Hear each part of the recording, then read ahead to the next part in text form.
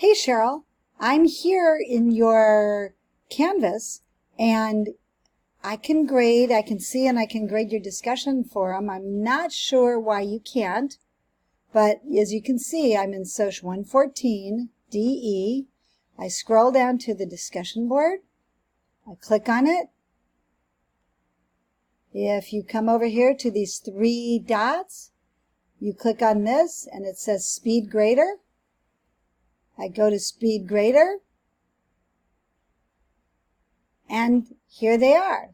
So then all I have to do is enter the points here and push enter, and then to get to the next one, you just click on the arrow that you can't see, but it's the arrow right next to his name, and it'll go to the next person and the next person. Okay, so I'm not sure why you can't see it, but I'm going to send this to you.